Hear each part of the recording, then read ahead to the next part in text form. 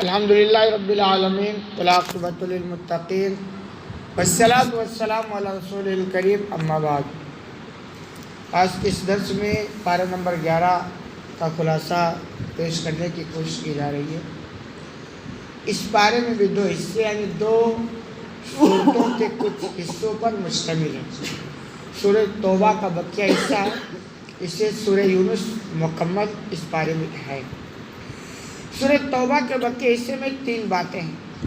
منافقین کی مذمت اس پارے کے اندر بیان ہوئی ہے، مومنین کی 9 صفات کا بھی اس پارے کے اندر تذکرہ ہے کہ مومن لوگ ایسے ایسے ہوتے ہیں، 9 خوبیاں بیان ہیں۔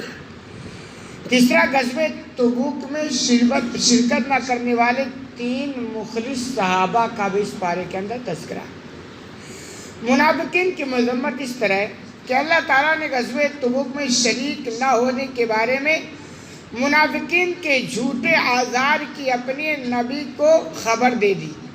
نیز منافقین نے مسلمانوں کو تنگ کرنے کے لیے مسجد غرار بنائی تھی، اللہ نے نبی کو اس میں کھڑا ہونے سے منع فرمایا۔ نبی علیہ السلام کے حکم سے اس مسجد کو جلا بھی دیا گیا۔ یہ منافقوں کی پلاننگ تھی مسلمانوں کے خلاف۔ اللہ نے نبی کو یہ ساری پلاننگ بتا دی۔ اس بارے کے اندر ایک چیز بیان ہوئی ہے، مومنین کی 9 صفات کا جو تذکرہ وہ یہ ہے۔ نمبر 1، توبہ کرنے والے۔ مومن جو ہوتے ہیں اپنے آپ کو ملائیں، ہمارے اندر یہ ہے یا نہیں، اگر ہے تو بڑی اچھی بات ہے، نہیں ہے تو اپنے اندر لانے کی کوشش کیجیے۔ مومن جو ہوتے ہیں وہ توبہ کرنے والے ہوتے ہیں، ہمیشہ اللہ کی طرف رجوع کرتے ہیں۔ جب بھی کوئی غلطی ہوتی، کوئی کوتاہی ہوتی ہے، رجوع اللہ ہے، پہلی فرصت میں اللہ کی طرف لوٹ کے آتے ہیں۔ دوسرا، عبادت کرنے والے ہوتے ہیں، یعنی ان کی زندگی کے اندر عبادت کوٹ کوٹ کر بھری ہوتی ہے، یہ مومنوں کی صفات ہے۔ تیسرا، حمد کرنے والے، تعریف اگر ان کو کرنا ہوتا نا تو حقیقت میں اللہ ہی کی تعریف کرتے ہیں، کیونکہ حقیقت میں تعریف کا جو مستحق ہے وہ اللہ ہی ہے۔ اسی طرح روزہ رکھنے والے، مہینہ یہی چل رہا ہے، مومنوں کی صفات ہے کہ وہ روزہ رکھتے ہیں، جب روزے کا موقع ملتا ہے تو روزہ رکھتے ہیں، نوافل میں بھی روزہ رکھتے ہیں، یہ مومنین کی صفات ہے۔ رکوع کرنے والے ہوتے ہیں، یعنی اللہ کے لیے وہ رکوع بھی کرتے ہیں۔ سجدہ کرنے والے ہوتے ہیں، سجدہ بھی اللہ کے لیے کرتے ہیں۔ نیک کاموں کا حکم کرنے والے ہوتے ہیں، یہ مومنوں کی پہچان ہے، خود بھی نیک کام کرتے اور دوسروں کو حکم دیتے کہ صاحب یہ نیکی ہے، اس کو کرو۔ اسی طرح برائی سے منع کرنے والے ہوتے ہیں، یہ مومنوں کی پہچان ہوتی ہے کہ برائی دیکھ کر کے وہ ایسے خاموش ہو جائیں، ان کے بدن پر جو نہ رہے گی، ایسا نہیں ہو سکتا ہے۔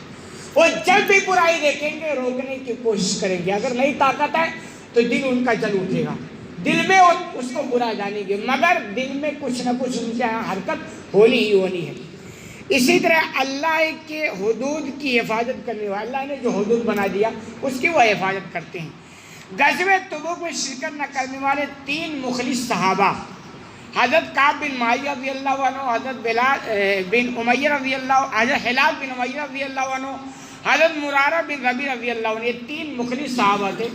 غزوہ تبوک میں سخت تنگ دستی اور گرمی کا موسم تھا، پھلوں کے پکنے کا ٹائم تھا، تو مسلمانوں کو حکم دیا غزوہ تبوک کے لیے نکلو، تو منافقین تو بہانہ آئیں بائیں کر کے وہ نہیں گئے، لیکن 3 مخلص مسلمان جو تھے نا وہ بھی سستی اور کائلی کے شکار ہوں گے، چلو بعد میں نکل جائیں گے، پہنچ جائیں گے ہم، لیکن ایسے کر کے وہ نہیں جا سکتے، تو منافقین تو بہانہ کر گئے الٹے سیدھے، اور اللہ کو سب کچھ پتا تھا، نبی کو بتا دیا، لیکن یہ جو مخلص صحابہ تھے نا یہ سچی بات بتا دی کہ ہم ایسے نہیں جا پائے، سستی کائلی کے شکار ہو گئے، تو پھر ان کو دنیا میں سزا بھی ملی ہے کہ 50 دنوں کے لیے ان کو بائیکاٹ کر دیا گیا تھا، یعنی ان 3 صحابہ کو 50 دن کا بائیکاٹ کیا گیا، پھر ان کی توبہ کو قبولیت کا اعلان وحی کے ذریعہ کیا گیا۔ دیکھو آدمی جب غلطی کرے گا نا تو لاجک یہ ہے کہ اس کو سزا ملے گی صاحب، اس لیے آپ اہل ایمان جب دنیا میں کوئی غلطی کرتے نا تو آپ تجربات دیکھیں، کئی ضرور اس کو جھٹکے لگتے ہیں،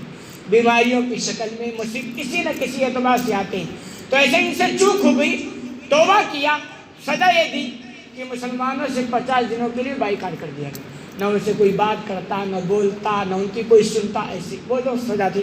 پھر وہ توبہ کرتے رہے، روتے رہے، اللہ نے توبہ قبول کی اور ان کو معاف فرما دیا گیا۔ سورہ یونس میں 4 باتیں ہیں، کیا؟ توحید، رازق، مالک، خالق، ہر قسم کی تدبیر کرنے والا ہی ہے۔ مسلمان کا یہ عقیدہ ہونا چاہیے، روزی بھی اللہ دیتا ہے، مالک بھی ہے، خالق بھی ہے، یہ ساری چیزیں صرف اللہ کے اختیار میں، باقی کسی کے اختیار میں نہیں۔ رسالت، اس ضمن میں حضرت نوح، حضرت موسیٰ، حضرت ہارون، حضرت یونس علیہ السلام کے قصے مذکور ہیں، یعنی نبی کو سمجھایا گیا ان نبیوں کا تذکرہ دے کر کے۔ قیامت، روز قیامت سب کو جمع کیا جائے، اس کا بھی سورت کے اندر تذکرہ ہے۔ قرآن کی عظمت کا بھی سورت کے اندر بیان ہے۔ حضرت نوح علیہ السلام کا قصہ بھی سورت کے اندر ہے۔ حضرت نوح علیہ السلام نے اپنی قوم کو دعوت دی، انہوں نے بات نہیں مانی سوائے کچھ لوگوں کے، تو اللہ نے ماننے والوں کو نوح علیہ السلام کی کشتی میں محفوظ رکھا اور باقی سب جو کہ نافرمان تھے پانی میں غرق کر دیا۔ یہ واقعہ اس پارے کے اندر ہے۔ اسی حضرت موسیٰ اور ہارون علیہ السلام کا قصہ ہے۔ حضرت موسیٰ اور ہارون علیہ السلام کو اللہ نے فرعون کی طرف بھیجا، فرعون اور اس کے سرداروں نے بات نہ مانی، بلکہ فرعون نے خدائی کا دعویٰ کیا۔ حضرت موسیٰ علیہ السلام کو جادوگر بتلایا گیا اور ان کے مقابل میں اپنے جادوگروں کو لے آیا۔ جادوگر حضرت موسیٰ علیہ السلام پر ایمان لے آئے۔ پھر اللہ نے حضرت موسیٰ اور ہارون علیہ السلام کو حکم دیا کہ اپنی قوم کو لے کر مصر میں گھر اور مسجدیں بنائیں اور مسجدوں میں جا کر سب نماز ادا کریں۔ فرعون اور اس کے ماننے والے بنی اسرائیل کو پیچھا کرتے ہوئے سمندر میں غرق ہو گئے۔ بنی اسرائیل کے لیے اللہ نے سمندر میں راستے بنا دیے اور فرعون کو اس میں کیا کر دیا؟ غرق کر دیے۔ واقعہ اس بارے کے اندر ایک نصیحت ہے، ہمیشہ نتیجہ جو صحیح نکلتا نا وہ اللہ کے نیک بندوں کے حق میں نکلتا ہے۔ ان کو پریشان کرنے والے، ان سے بغاوت کرنے والے وقتی طور پر تو سمجھ نہیں آتا کہ یہی دنیا کے اندر بڑے کامیاب ہے، لیکن نتیجہ بڑی خطرناک ان کے حق میں ہوتا ہے۔ اسی طرح حضرت یونس علیہ السلام، ان کے نام پر اس سورت کا نام یعنی سورہ یونس رکھا گیا۔ حضرت یونس علیہ السلام کا نام قرآن میں 4 جگہ بیان ہوا ہے اور اسی طرح 2 جگہ بغیر نام کا بھی ان کا تذکرہ ہے۔ حضرت یونس علیہ السلام کے واقعے اور ان کا واقعہ بھی اس کے اندر ہے۔ اسی طرح ان کا مچھلی والا جو واقعہ ہے، ایک ان کا مچھلی کے پیٹ میں جانا، اس کا بھی تفصیلی تذکرہ دوسرے پارے کے اندر، لیکن اشارہ اس پارے کے اندر ہے۔ اس طرح یونس علیہ السلام کا کئی بار اس میں جگہ جگہ تذکرہ کیا ہے۔ نتیجہ یہ ہے کہ جب بھی انسان سے غلطی ہو تو اس کو احساس ہونا چاہیے اور اللہ سے معافی مانگنی چاہیے، پھر اللہ رب العالمین توبہ قبول کرتا اور واپس کی زندگی کو ویسے لوٹا دیتا ہے۔ اللہ رب العالمین سے دعا ہے کہ العالمین تمہیں کہنے سننے زیادہ عمل کرنے کی توفیق عطا فرمائے۔